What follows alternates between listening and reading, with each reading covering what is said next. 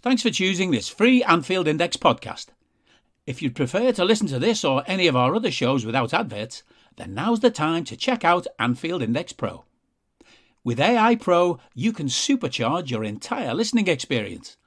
You'll not only get all of our podcasts without the ads, but you'll have them far faster with our quick publish feature available exclusively for subscribers. AI Pro also puts you in the heart of our sound studio, with an option to listen to many of our shows live and interact with the podcasters in real time as the shows are recording. Upgrading couldn't be easier. AI Pro is available on all popular podcast platforms, and we have our own apps for Apple and Android. Just head on over to AnfieldIndexPro.com and get started today. Hello, everybody. Welcome to the Positivity Podcast on Anfield Index. My name is Matt McElroy, and I will be your moderator for today's discussion. I am joined by Lubo Murkoff and Paul Jenkins. Paul, how are you doing today? I am doing very well. I think this is the first Positivity Podcast that we have recorded where it is not sunny. It is currently, well, it's not quite raining, but it looks as if it could rain. And my day today has consisted of taking my eldest son to his football match, where unfortunately they lost 4-0. So it wasn't the best start to the day, and it's kind of stayed grey ever since. Oh, that's unfortunate. Hopefully the podcast can brighten things up. Well, fingers crossed. Yep. And Lubo, how are you doing? I'm good. Hello, gentlemen. Similar to Paul, the weather here in New Jersey has been actually quite cold. The last few days we had rains and we've had cold weather, and even going out at night. Normally, you just go out in a shirt and t-shirt and shorts, and it's been really cold. So I think we got the Seattle weather over here, but it's been good. And I've been quite busy with family stuff the last couple of weeks, so I guess that's been good. I've not had much time to really think too much about football or sports in general. So this time is perfect because I'm about as prepared as or unprepared as I'll ever be about a podcast. Lubo, you're just rested and ready to go. About as prepared as I normally am. I have all the hot takes ready, Matt. Okay. Let's get into it then. So our opening question is actually for you, Lubo. How excited are you about the Liverpool women's start to the season? I'm excited. I think it's so. I did follow them quite a bit last year when they're in whatever the championship. I think the equivalent, whatever the lower division is called. And they were the dominant team, right? And I think getting Matt Beard as the coach, and they got a few really good players, and they just dominated the league. But obviously coming into the NWSL, where you have NWSL, the Women's Super League. I'm confusing my leagues across the countries. But coming into the Women's Super League, it's always challenging. And then having Chelsea as effectively your first game is never easy, but they did really well, and both penalties were deserved. They obviously won 2-1. All 3 goals came on penalties, but Liverpool's goals, the penalties were earned. They were not cheap penalties, right? So to beat Chelsea at home was huge, and today is the Merseyside derby at Anfield, and it's unfortunate I won't be able to watch it live, but I'm looking forward to seeing how the ladies do. Hopefully they can win today. Hopefully Anfield is, I don't know if it'll be sold out, but I hope they get at least 30,000 or so, maybe even more, to go and watch them today.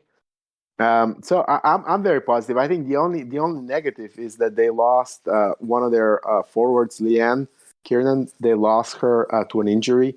She had surgery last week and she's out for a few months. So I think that is going to be a big challenge because they have been kind of thin up front in terms of strikers, and losing her in the first game is a huge problem. I have no idea how the transfer rules work. I don't know if there's any way that they can sign a new player before January. I know that in the US the women's league is pretty much over soon. I don't know if that will allow them to actually potentially bring another player or two soon, but that to me is the only concern. But listen, if they can win today, there will be 6 points after 2 games, and you can't complain about that. Absolutely not. So yeah, I hope they win today and continue to have a good start to the season and have lots of success. Paul, do you have any thoughts on the Liverpool women, or should we shift into the Liverpool men? Yeah. Yeah, I think they've done well. That's a good win in that first game. And I was just Googling there while you were chatting, Lubo. So the WSL transfer window shut on the 8th of September, I think. So, yeah, no more transfers available for them. Opened 17th of June and closed 8th of September. So no more transfers until January. But yeah, no, like, that's a good start for them. Hopefully they can keep going, keep building on that start. They've done well. Hopefully, I need to get you both gentlemen excited about the ladies. Even if just as kind of a fair weather bandwagon fans, I think we need to just maybe in a couple more wins. We need to get you following the team as well. Like the last time we won the league, I watched pretty much every game that we played, but it's just that since then I've kind of not really had the time. So that's my story. Yeah, we can check in on that as the season comes. We can make this a feature.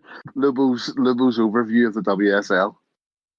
We could, and in fact, I'm actually just also here in the US. I'm following the women's league, and I've gone to a couple of games of the local team, which is called Gotham FC. Unfortunately, they're just really, really bad. They're sitting in last place right now in here in the US, and they've the worst defensive record, the worst offense.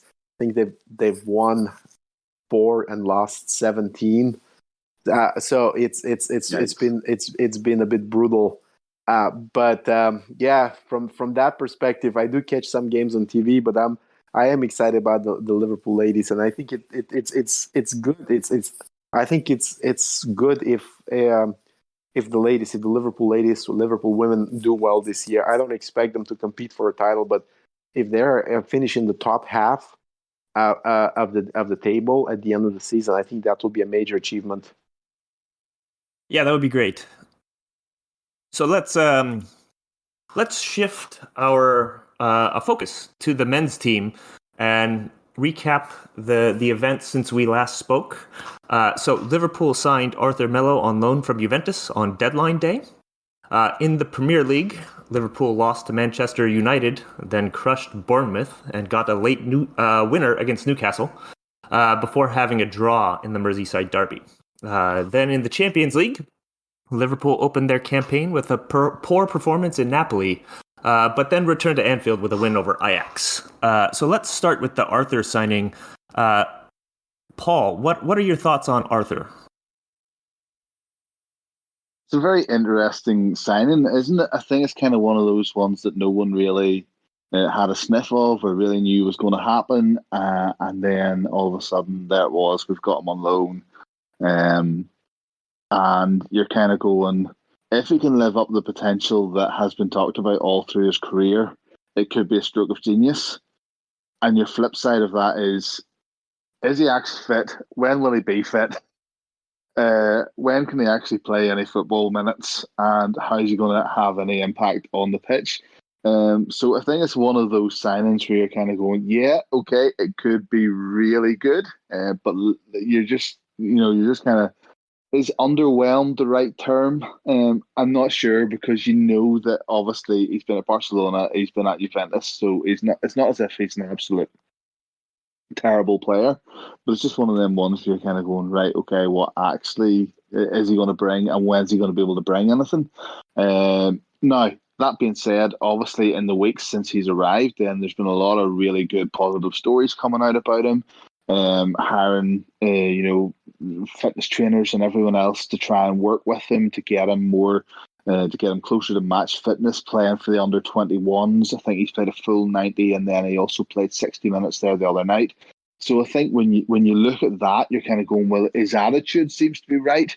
There seems to be that drive and enthusiasm to try and have some kind of impact for us and get himself close to the first team and get minutes on the pitch. I guess maybe the only thing that we've kind of looked at, and it's probably just because of the games that we've played in, he's not had a chance really to get on and play many minutes in the games that we've had since he signed. And you're kind of looking at that going, is there an element of he's that far off match fitness that we just can't get him on the pitch, or is there an element of he's not up to necessarily, where the management and the coaches need him to be to actually throw him into games? So it's just going to be interesting. It's going to be one of them ones where, I think there's quiet optimism that he was rumored, he was talked about when he signed for Barcelona as kind of like a Thiago-esque player. And so if we can kind of, tap into that and have him on rotation with Thiago, even 20 minutes to see out matches, or, 25 minutes, 30 minutes to be able to rest Thiago in a game, then, that should be a positive of the signing of Arthur. But it's just, when can we see that happening? And will that be how he gets utilised for us? So I think it's a good signing, but it's one where you're kind of going, I'm just not quite sure when or how or if it's going to work out brilliantly for us. Yeah, absolutely. It's just a bit of an odd one, like the circumstances more than the player, because it was sort of like something happened with Naby Keita, either like his injury or other stuff, and all of a sudden there's a scramble at the end of the window, and then out of nowhere it's Arthur is signed on loan. Like you're saying, his stats look a lot like a Thiago light. Like he can pass the ball really well, retain possession, does some pressing. So as long as he like gets in that rotation, sort of in that left side of the midfield, plays with Fabinho, sort of like helps control things a little bit and retain possession. Like seems like he could be a completely viable candidate for that type of role. And like you said, is like everything since coming in has been very positive about him trying to be integrated, but then sort of the like stop-start nature of the schedule. So he signed, and then like a day later, it's the Merseyside derby, and then there's the Napoli game, and then games are canceled, and then Ajax, and then games canceled. So it's just odd circumstances to be joining, and just more weirdness to the beginning of the season. So Lubo, your thoughts on Arthur? So you guys have mentioned a lot of it. To me, there's maybe three aspects to that I was thinking about it. One is the talent, right? Does he have the talent? And you could say, obviously, in Brazil, he was very highly touted. He was actually quite good at Barcelona. I mean, there were quotes about Messi being very complimentary of him, and he actually was quite good in Barcelona in the first couple of years that he was there. And then just it all went downhill for him at Juventus. So he does have talent. I think the question is, can he get back to that level, both tactically and physically, and contribute? And I think that what you guys said about Thiago Light, someone who could hopefully play on that left side, more reserved, more controlling role, it could very well help. Second thing is the fitness, right? And that's been probably the biggest challenge. Is he did look a little bit out of shape, in the game when he came at at Napoli, I think it was. Napoli. Even though that was a bit of a blur. So for many reasons, and you could see he was a little bit out of the pace. But it's not to play in the Liverpool midfield. It's not just do you have the speed in your legs. It's also a question of positioning. And anticipation and being in the right place relative to your teammates. And if for that, it takes time, right? It's not that easy that you don't just walk into a Klopp midfield from day one and you start dominating. Even Thiago, if you remember, when he first joined, and granted there was an injury, but when he came back from the injury, there were quite a lot of questions about him. Is he can't tackle, he can't run, he looks out of position. And it wasn't Thiago. It took time to adjust both to the team tactically and also to the pace of the Premier League. So with time, I think Arthur can get there, and you could definitely positive that he stayed behind and he's wanted to get those minutes in his legs. So hopefully that means that he's quite ready. And then finally, I think it's just the fit in this midfield and where could he play, and I think it could make sense that again if he gets some minutes in that left-sided midfield role, it definitely needed until Naby Keita is out, until Curtis Jones is out. But even when they come back, I think there's a question that there's actually a good argument that Naby Keita could be better off on that right-sided midfield slot with Harvey and with Hendo, especially if you want to use Hendo as a DM more. So having, let's say, Thiago and Arthur and maybe Curtis as options on the left, and then you have Hendo and Harvey and Naby as options on the right, could actually be very beneficial long term to the team. Definitely this season, maybe even beyond. Right? Who knows what's going to happen? Whether Liverpool would be interested in keeping Arthur or not. But at the end of the day, it's a pretty low cost, decent upside move.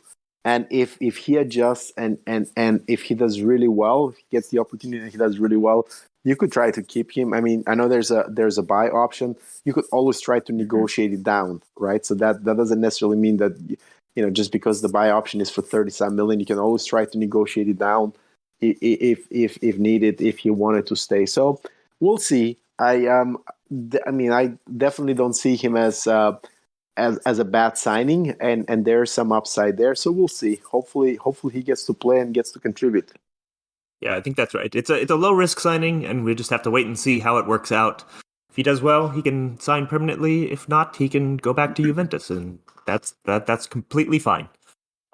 So in looking at the results of the games, were there any positives that you guys got or takeaways from that mixed run of results? Lubo, do you want to get us started on that one?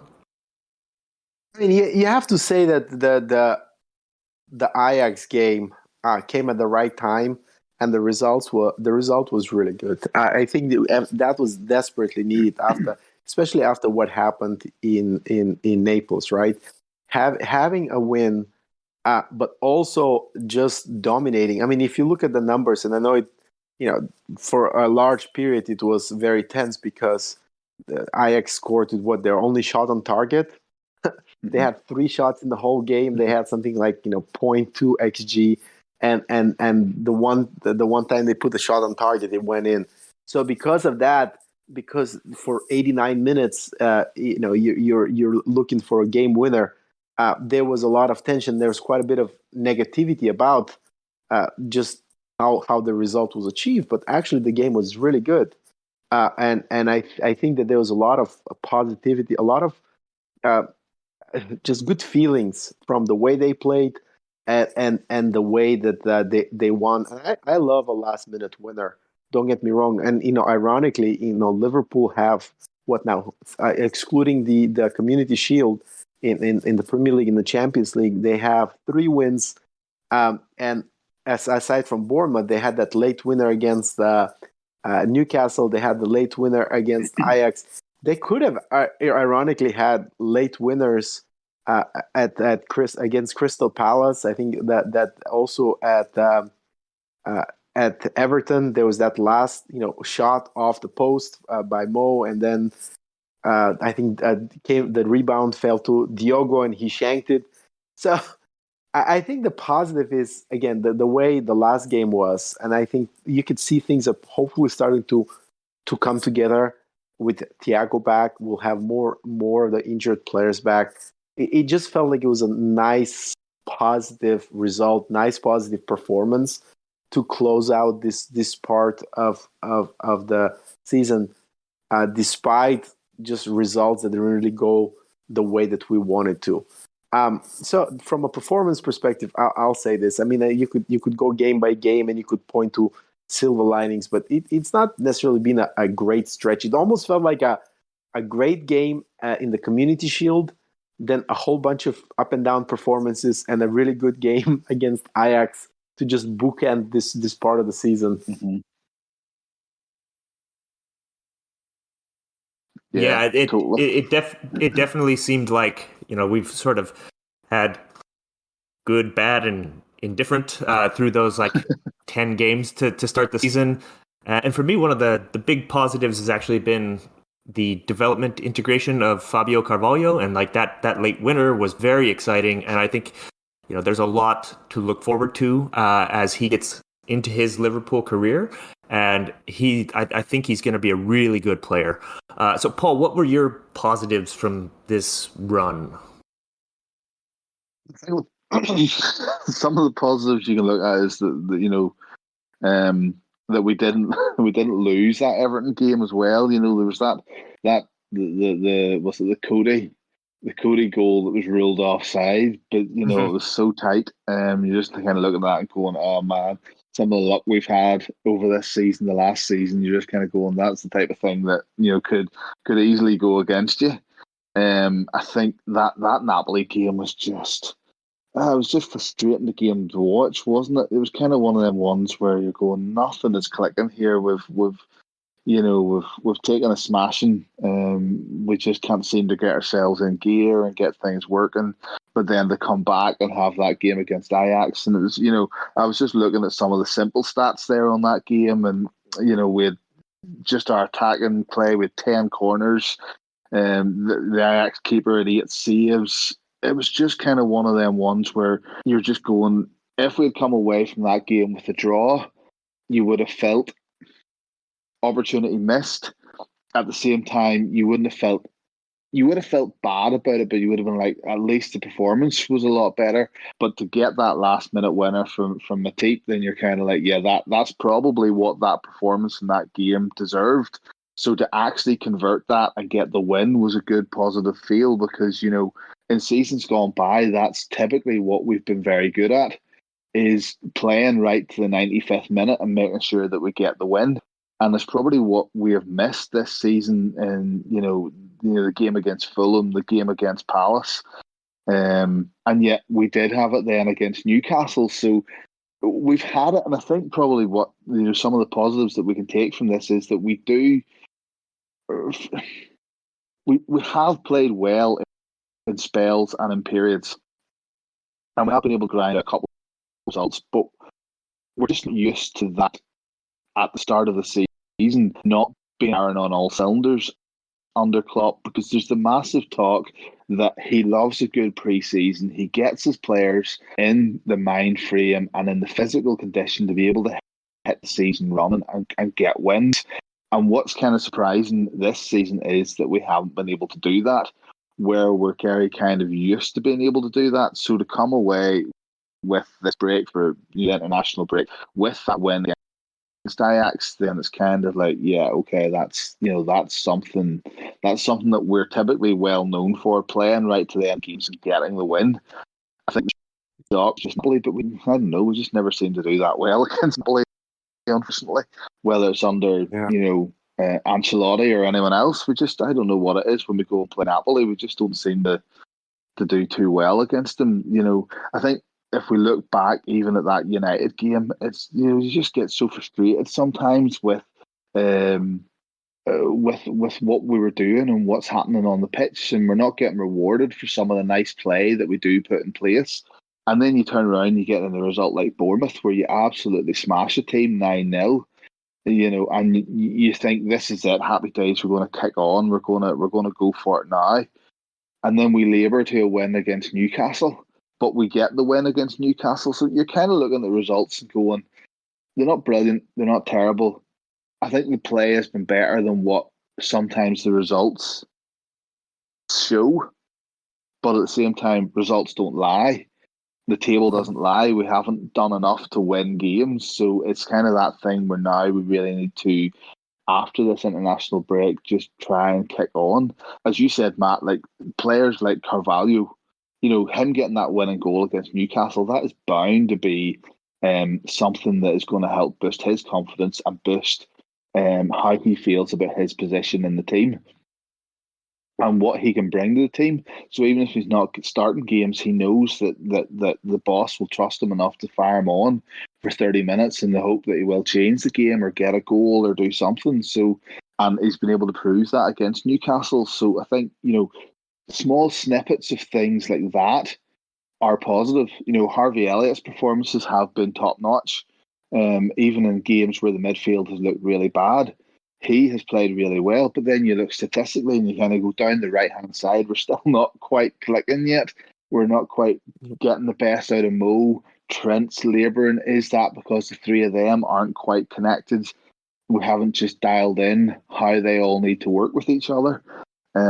So you kind of look at it and go, yeah, there's personal positives, but on the team overall, there's still a few wee things that just need tinkered with. And so I'm hoping that the breaks that we've had here will allow us to kind of bring all that into place, so that we can nearly have a mini reset, I think, and just get going for this next run of games.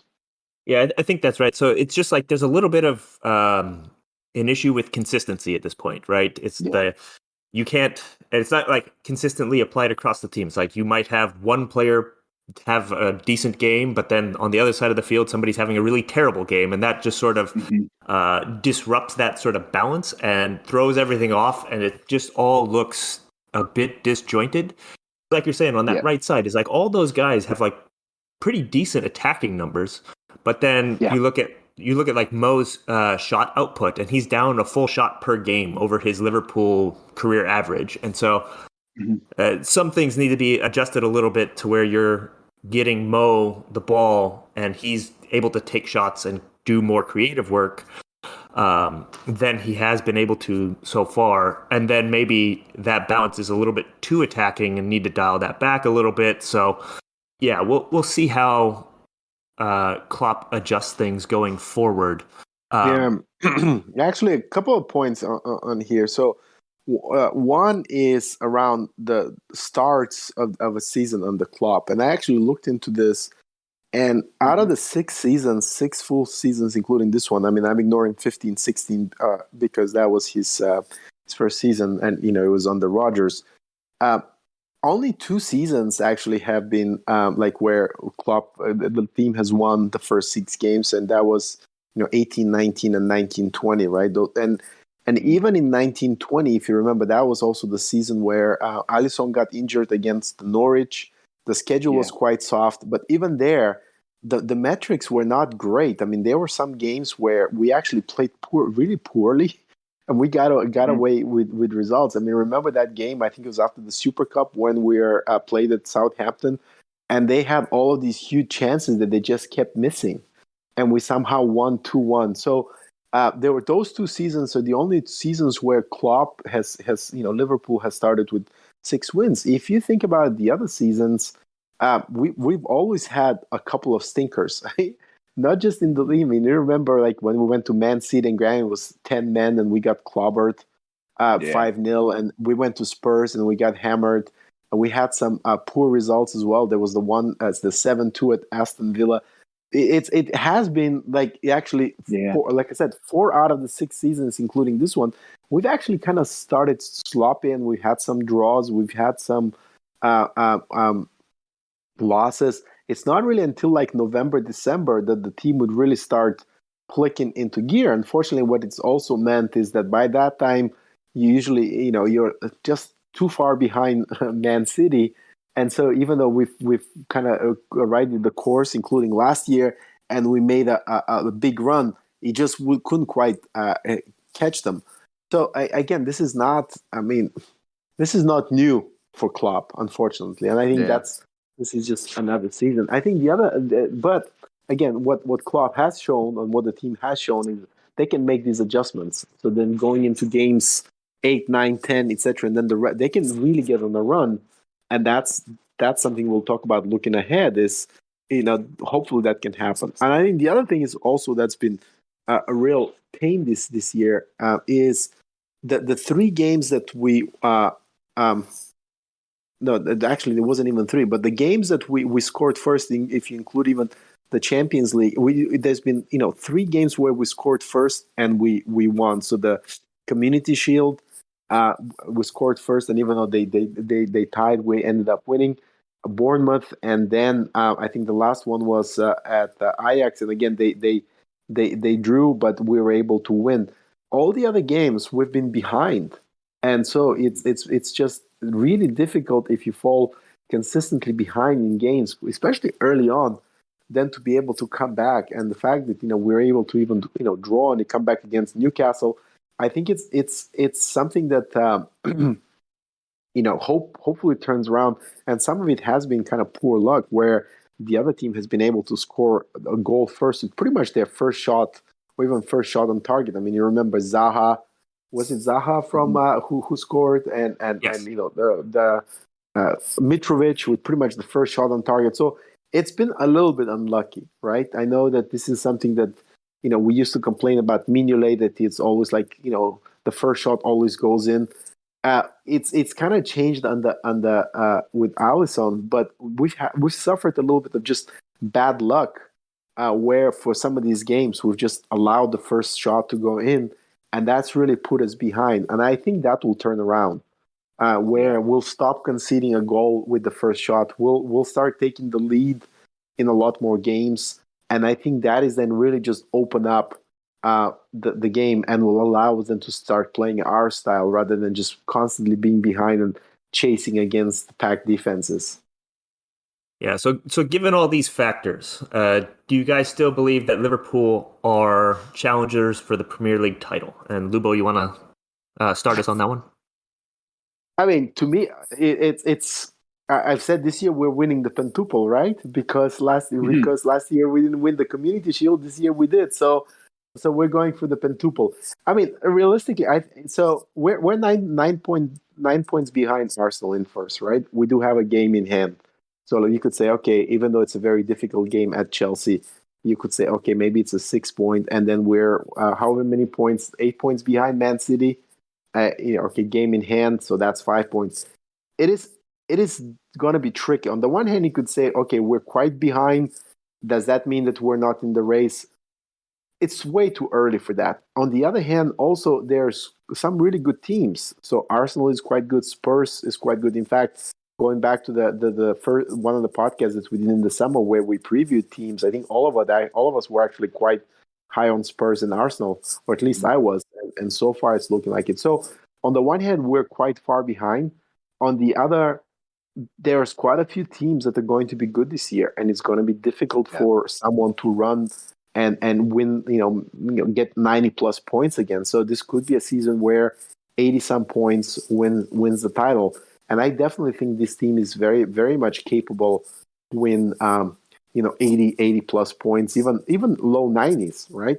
We've lost a few points, but we're still very much have the capacity, the ability to go on runs. I think what's good and bad in some ways. What is that we are facing Man City and Arsenal, I think in two of the next 3 games. I think it's Brighton and then Arsenal and then Man City. So you could say it's good because we have the ability to win and then get right back into it. If we can win both of those games, we can get right back into it, right?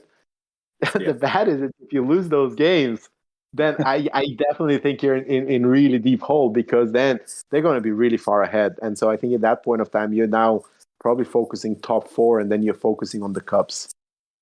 Yeah. So like you're saying, there's 32 games to go, and so it's way too early to give up on Liverpool being a title challenger. It's just like the results have to change pretty quickly. Otherwise, you might get too far adrift, and then that gap will be too big to bridge, and then you start focusing on other things. So the other thing is Liverpool tend to do really well when the schedule is very compressed, and so now we're getting to the point in the season where they'll be playing every 3 days, and that grind is typically when Liverpool do better than other teams. And so hopefully what we'll see is Liverpool's results get better, and then other teams start dropping points, and then get some of that bridge some of that 9 point gap. So Paul, your thoughts? Yeah, I think you guys are bang on there.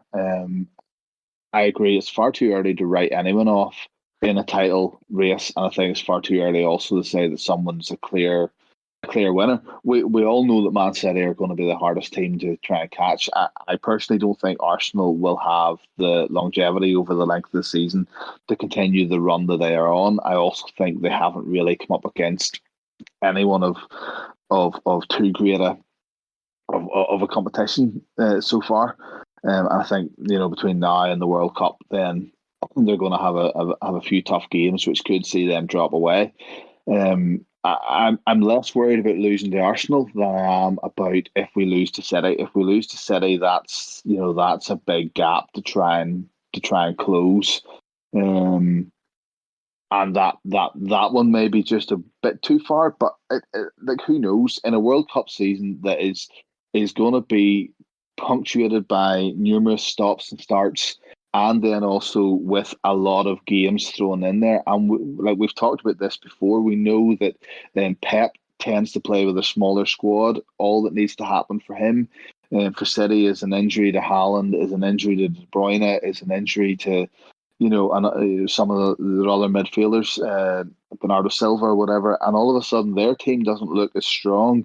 And if you're throwing in multiple matches, game every 3 days, then that becomes a bit more harder for them as well. So it's one of them ones that it's going to be a really hard season to predict. It was always going to be a really hard season to predict anyway because of international breaks, left, right, and centre, World Cup games being thrown in, Champions League being played in a condensed format to try and get all the games in, so the rest time isn't there between games. And I think we have seen, we have kind of been the forerunners this season of what happens to a team when 2 or 3 key players get injured, and not even necessarily key players. Sometimes it's just players within the squad who you would use for rotation. When they get injured, you just don't have the availability to drop anyone else in. And then your key players get injured. Thiago and Nunes getting the red card did not help in any shape or fashion either. That wasn't great, and so that's left us a bit stuck. Kanate going out injured has left us a bit kind of ropey at the back at times, just with depth. And then Matip was just gone for a couple of games. So we've kind of been that prototype, so to speak, for what happens to a top team in a season like this when certain players or when the squad just gets a wee bit depleted. And I think Arsenal and City obviously have that same worry that if something was to happen to a couple of their players, they don't necessarily have the strength and depth either to be able to rotate and throw in as many players. So I think it's going to be a really weird season. And the point, Lubo, you've made there about other teams being stronger, we've already seen it. Like Fulham are sitting 6th in the table. After 7 games, who would have thought that was going to be the case? So there are teams that are getting results who you wouldn't have thought were going to get results. Brighton are sitting 4th. Now, obviously, they've lost Graham Potter and he's went to Chelsea. So who knows what impact that's going to be having on them. But we just look at that table and you're kind of going, there's already been, weird results. Didn't Villa get a draw against City? So there's just been those kind of results where you look at it and go, this isn't going to be a standard season. So to write us off at this point would be, write us off at your peril. But at the same time, we do need to very quickly sharpen up. And I think, Matt, when you said there that rotation of game every 3 days, Jurgen talks about that so much, about getting players into rhythm, getting the team into the rhythm and keeping that going. That's something that we seem to thrive on. We always say this, we do our worst whenever we've had breaks because they nearly get out of the rhythm. And once we're in that rhythm, consistently going, bang, bang, bang, we get that consistency and we get those results. So I think that is our strength, and that's what we play on. And therefore, hopefully, in the next couple of weeks, we will be much more confident and much more positive in our outlook. Not that we're not positive, because we're the Positivity Podcast. Yeah, absolutely. So I think that's a good point for us to start looking ahead to the games that are coming. So Liverpool returned to action in the Premier League after a 3-week hiatus with games against Brighton and Arsenal, and then have a pair of games against Rangers in the Champions League before they face Manchester City. So what are you looking forward to in this next run of games? And Paul, do you want to get us started on that one? Yeah, well, I think obviously the Brighton games are going to be a bit of an unknown now because they have their new manager in. We don't know what way he'll approach this. Again, it's at Anfield, so it's one of those games where you're kind of looking at it. You would have looked at it before the season and went, "That's a game that we need to win. It's a game that we should win, and hopefully, it's a game that we will win." Brighton, they obviously beat United 4-0, but that was a poor United team. And whatever happened that day, Brighton just seemed to click the same way that we clicked against Bournemouth. I don't necessarily see it being a game that we won't win. So you're looking for a win in that. Then you've got Rangers at home on the Tuesday night. So I think that you definitely need to. Those are two games that we have to win. And the minute you start winning two games in a row, you're building momentum. You're going into the Arsenal game on the Sunday, which is a really big break, between the Tuesday to the Sunday. So there should be a good enough recovery time that we can hit that game running. And then you're into the Rangers game the week after that at Ibrox, which I personally think that we should smash Rangers regardless of what happens Premier League wise. I think they're nowhere near the level of Champions League opposition that we should have trouble against.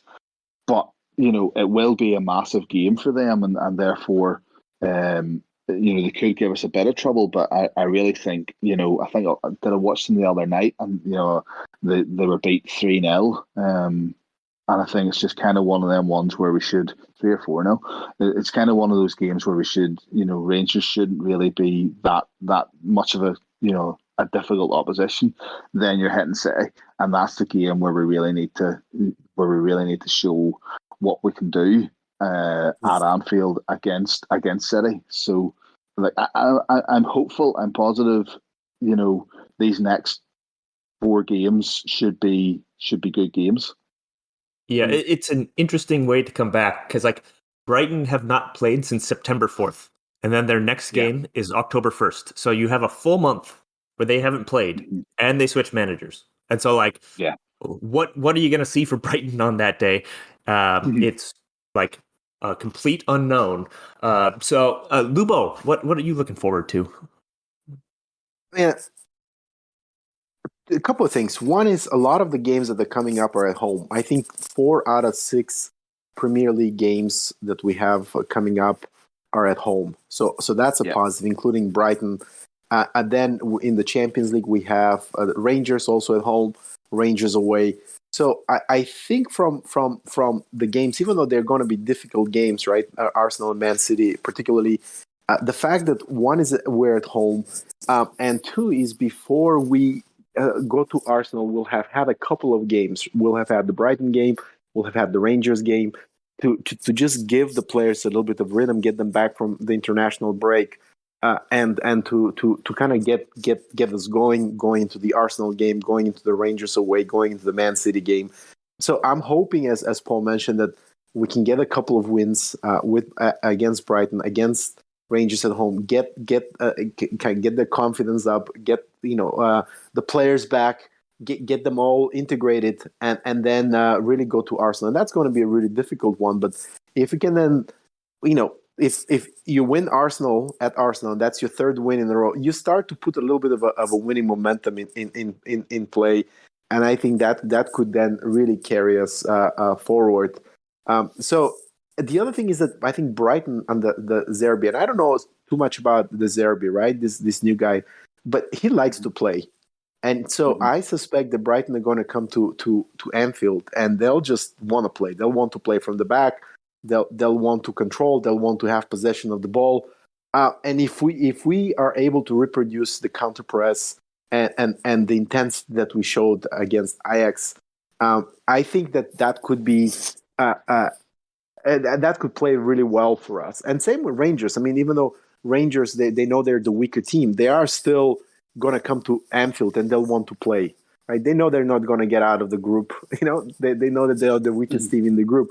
But they will come to Anfield and they'll want to play. I think this may be the first time Liverpool and Rangers have ever played in Europe. Correct me if I'm wrong. So obviously this will be huge for them. They'll want to come in and then they'll want to show that they know how to play, right? So I think it could, if we may have the opportunities, if we're on a game with the counter press and with have the right players in, it could lead to having a couple of good wins the way Liverpool like to play, and hopefully that then means that just everybody's is excited, everybody's ready to go, and hopefully it also means that we'll have after the break quite a few more players back. I mean, I know, and we'll maybe touch a little bit more on the players, but Hendo is back with England, so hopefully Konate is back. Hopefully maybe Curtis is back. So we may also have a lot more players ready to come in and get integrated and rotate with the five subs. So hopefully that means that then the first couple of games we get good wins, and then we just keep rolling from there. Yeah, so an update here, or more information, is Liverpool have never played Rangers in a competitive match. They've played them in friendlies, but never in a real game. That is wild. Yeah. That's something that's wild. I would have imagined.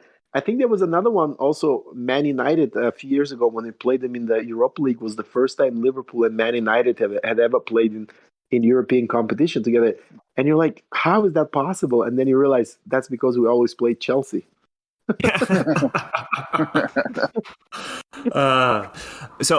Speaking of Rangers, like how do you think Klopp should approach that game with the Premier League schedule? Do you think he should rotate?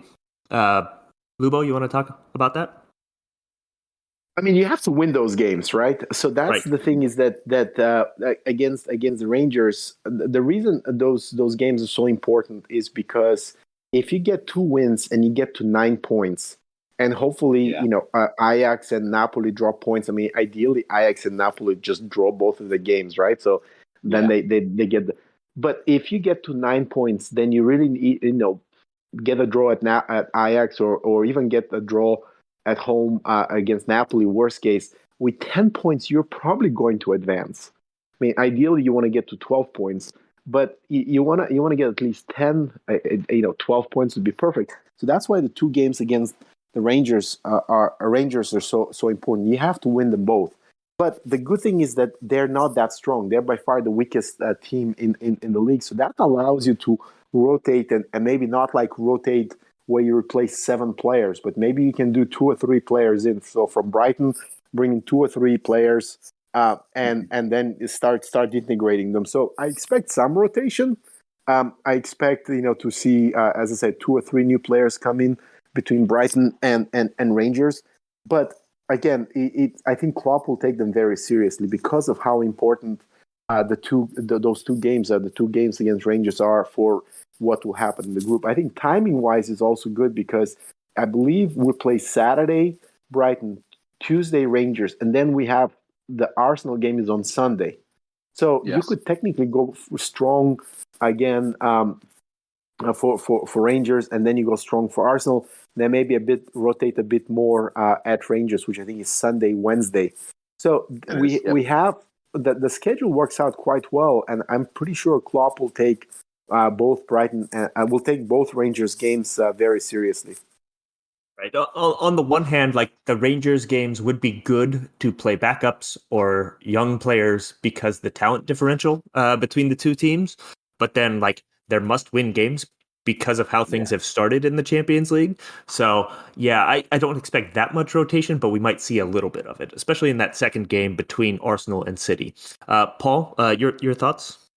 Yeah, for me, those 2 Rangers games, I'm thinking you start strong, you get 3, maybe 2-3 goals ahead, and that's when you then look to rest players after 55 minutes, 60 minutes, and be able to see out a game. I think that's what we need to be looking at in those games where we can kind of go strong, get ahead, stay ahead, and then kind of coast in home. I don't think Rangers have enough to come back from a 2 or 3 goal deficit. I'll put it that way. And then if we're able just to see out those games, rest players so that they are ready for Arsenal and City, that's probably what we need to do. And you're bang on it there with that idea that we've got the 3 points against Ajax. If we can get 6 points against Rangers in these 2 games, ideally you're looking 1 win or 2 draws from the last 2 games. Napoli and Ajax, Napoli at home, Ajax away. that's us through into the knockout stage of the Champions League. So we should be strong enough to do that. So I generally think those two games we do need to go strong, even though Arsenal and City are the two games after those. Just a wee point on the Arsenal game. That Arsenal game is at the Emirates, so you kind of feel that the Arsenal fans, given that they're top of the league, given that they've had a good start to the season, they will not want to see Arsenal with 9 men behind the ball trying to hit us on the counter attack. I would have thought that game they will want to try and play us. And personally, I think that's when we are at our best, when a team feels that they can play us at that kind of attacking game, because that opens up the areas that we attack most. And I don't think Arsenal's defence are anywhere near good enough to be able to handle our attacking style of play.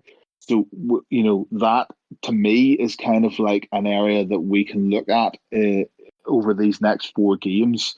If we can work this first Rangers game at home at Anfield to get 3 or 4 maybe goals ahead and then be able to rest players so that we can approach that Arsenal game, I do not see Arsenal being super defensive. Arteta could surprise me on that and go, well, we're top of the league, let's consolidate here. Liverpool are a far stronger team, but I just don't see them sitting at home and sitting back and trying to just soak up pressure. Yeah, they'll definitely come out. And the other thing about Arsenal, and I know this is looking quite a bit ahead, but one is they play Thursday night in Europe, right? So I don't know if they're home or away, and maybe Matt, if you have the computer, you could just look it up. But while we have a game on Tuesday and then Sunday, they have a game Thursday and then Sunday. So hopefully that 2 days of extra rest and makes a difference. And they have a pretty thin squad, so they will. I don't know. I don't think they'll rotate tons for the Europa League. The other wild card, Lubo, a quick schedule update is they're at home against the Norwegian team on the Thursday before being at home against Liverpool. Okay, so 2 home games, so that helps with the travel. But you're still talking about playing, a Thursday night and then Sunday, and then the other thing is I believe that Jesus is on 4 yellow cards already, and the next game is the North London derby. In the league. So we just need to hope that he gets a yellow card in the game against Spurs, which would mean he would miss the game against Liverpool, right? Now, I don't know if it'll happen, but I think it'd be a good thing if it did happen. And so that way, I mean, he's obviously started quite well life in North London, and he's been scoring and creating. But if we get a little bit the rub of the green and he gets a yellow card against Spurs and he misses the Liverpool game, that just could be another little edge coming our way. Yeah, absolutely. So, guys, which game do you think is going to be more difficult in the Premier League, Arsenal or City? Paul, do you want to get us started on that one? Personally, I think City's the harder game. I will always think that City's the harder game just because, you look at them, they go 2-0 down against Crystal Palace at half time and just come out and absolutely blitz them. I don't think Arsenal could do that. And so I just see City obviously being much more of an attacking threat, far better organised in midfield than what Arsenal would be. That being said, I will always maintain this, that if you can get in behind and attack City's defence and get shots on target against Ederson, you will get goals. And I think that's probably what this season has shown so far, that teams who have been willing to kind of attack City have been able to get some goals and get some joy at doing that. It's just the problem of like Haaland. Haaland's just an alien. He's he's not from this planet with some of the stuff that he does, and it's going to be so hard. You already know the storyline. You already know what's going to be played. Van Dijk versus Haaland. Van Dijk fancies himself as the best defender in the world. How can he do against Haaland? That's the story that's going to be there. I just see, personally, I can see us beating Arsenal comfortably. And City being a lot more of a complicated game. But like last season, wasn't it last season we had 2 draws in the league? Mm-hmm. And yes. the FA Cup semi-final was probably the game where we excelled most against them, and had really good success. That was a great game against them in the semi-final. So, like, City's never an easy game. Though that being said, the Community Shield, I thought we played much better football against them, but they just seem to have been able to kick on in the league, whereas we've started. Yeah, no, I mean, I think exactly the Community Shield. I think this was a really good point where just the team was fired up. And you could say maybe they were a little bit undercooked at that time, and maybe it was intentional. And maybe that is why partly, why they haven't had the injuries that we've had, and they seem to be starting to peak now. And it'll be a difficult game. But again, I always feel we play again. We come out fired up against Man City, always play well. And last year, the 2 draws, both games, I needed a Kevin De Bruyne deflected shot off Joel Matip to kind of go into full Alisson and to go in. And we've had chances to win both of those games. We beat them in the Community Shield. We beat them in the FA Cup. So I definitely think that even though that is going to be the harder game, it's at Anfield. Everybody will be fired up, and especially if we've been able to get get wins in the games before that, get players back into rhythm, get everybody kind of fired up and playing well, playing with confidence. I think that would be a pretty crazy game, and I could see another game where Pep absolutely loses his mind. The way he did in that 3-1 loss. I think that game has huge meme potential, which actually would be great if between Arsenal and Man City, if we could get wins in those 2 games, we're right back into the title race. Yeah. I agree with you guys. Like, City is the more difficult game. So if I'm counting correctly, Liverpool had only won 1 out of the previous 9 meetings with City before that FA Cup game. So they've been very difficult in recent seasons for Liverpool, whereas like Arsenal has not.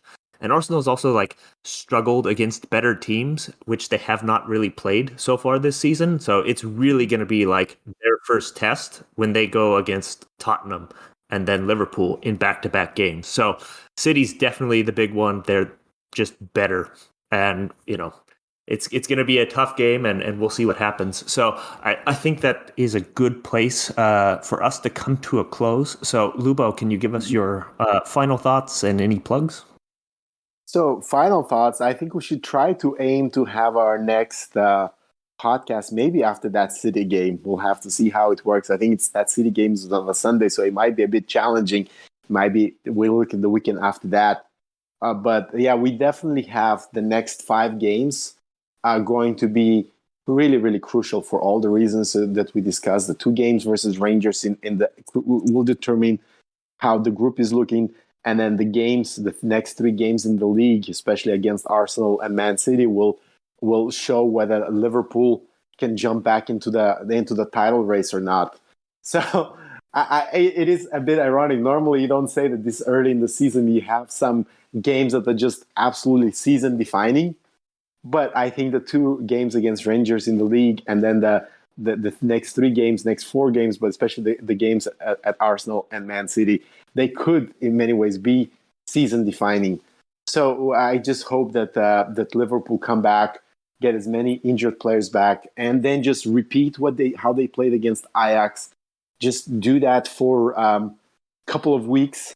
Hopefully get a few wins in these games. Hopefully get wins in all of these games. And then let's come back in about, I would say, 3 weeks and see where we are. And hopefully have a lot of reasons to be even more positive. Yeah, absolutely. And then, Paul, your final thoughts? My final thoughts are that I think those postponed games came at the right time for us. Against Wolves and Chelsea, that allowed the team a bit of breathing space to be able to get injured players back.